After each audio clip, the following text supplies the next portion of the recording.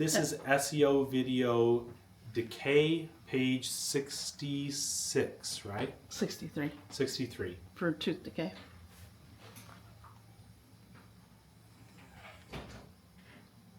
What do I do?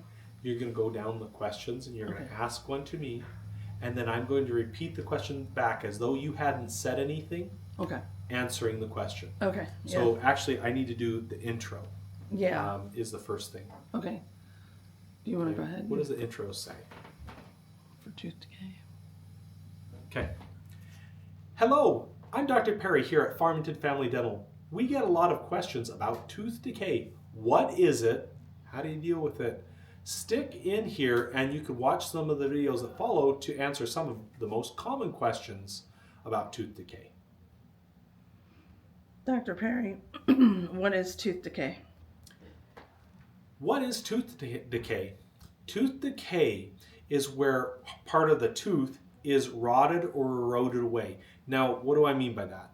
If you've ever been back in old country, I mean like England, where they have those limestone statues, you know, the ones that look all pitted and whatnot from the acid rain.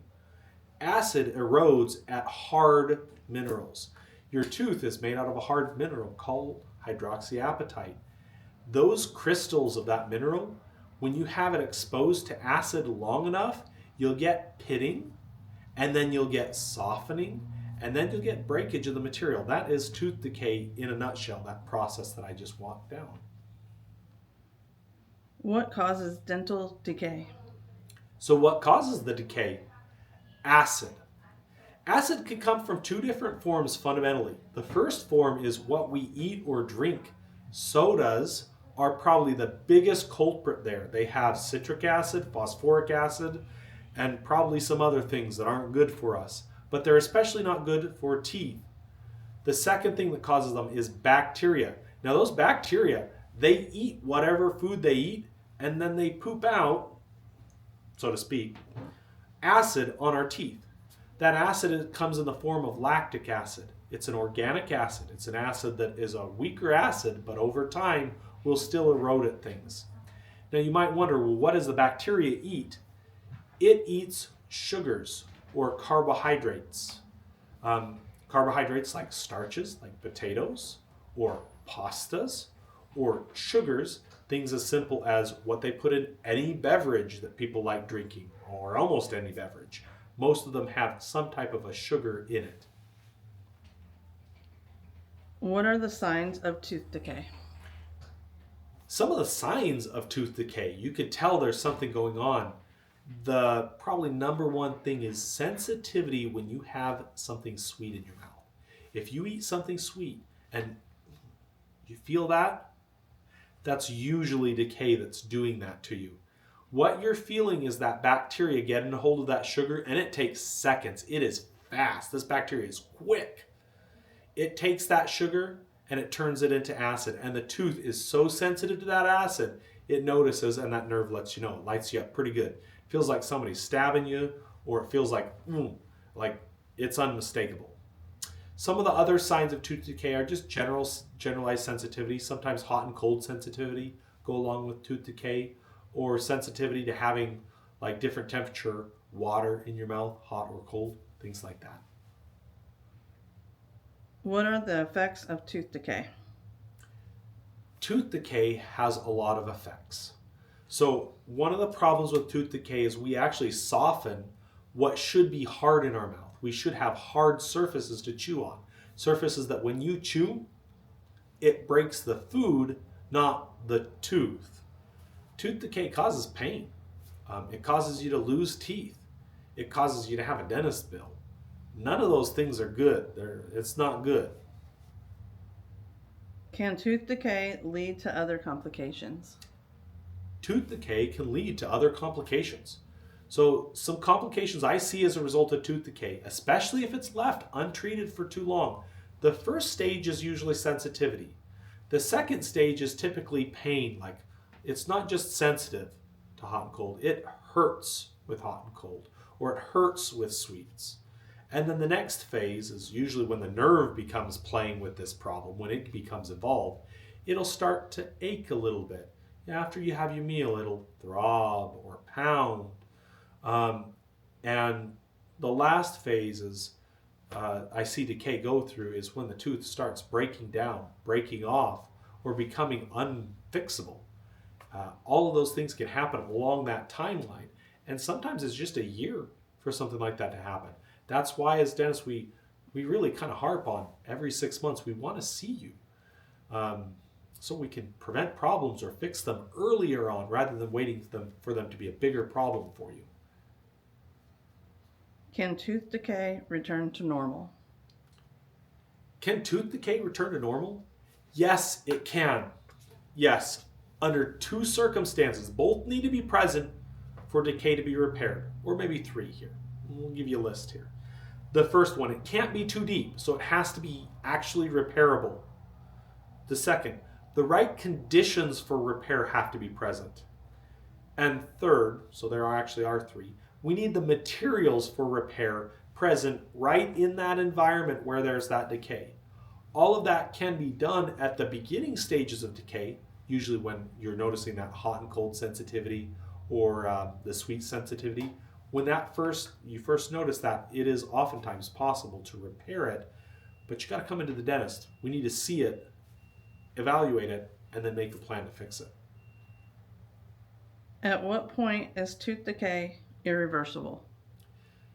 Tooth decay becomes irreversible when we leave the outer shell of the tooth. So the decay has gone in past an outer shell, it's reached past that barrier, and now it's on the soft, under supporting material of the tooth. The tooth has two layers. The outer layer is enamel. It's a hard material. Once that decay gets through the enamel to the soft inner part that is kind of porous, kind of like a sponge, the tooth is deemed infected because there's actual bacteria that are living inside the tooth now. The only way to get those out is to take a drill to it and just wipe the slate clean. Once that's done, we fill in that hole that's left with a filling to fix it. What are some treatments for tooth decay? Tooth decay has a couple of different treatments depending on the severity of the decay, how deep it's gone. At its best, we catch it when it's really early on, before it's gone through the hard outer shell, called enamel, on the tooth. Once we're at that stage, if we put in the right environment, so the right instructions and care for you on your side, and materials to repair, it can be repaired. And in my experience, about half of those that meet those criteria end up possible to be repaired. We can fix them and we don't have to do anything more. In cases where it's deeper than that, it's gone into the inner part of the tooth, or it's unsuccessful in being repaired, usually the next step is a small to a moderate sized filling. A small to moderate sized filling usually has very little sensitivity, if any at all, to it once the work is done. It's pretty straightforward. Longevity, the smaller the filling is, the longer it lasts. So the longevity tends to be pretty good too. Okay, the next level of decay is moderate or deep decay.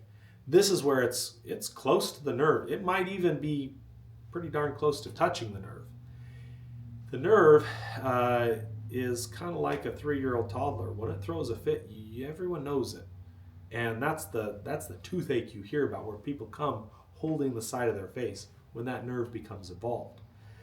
Cleaning out that decay is a delicate process. We have to clean it out without touching the nerve.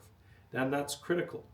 And oftentimes we will put medicine over the top of where the nerve is, because we can see where the nerve is, to try and kill any remaining bacteria and bury it underneath the filling. That's called a pulp cap, is the name for that.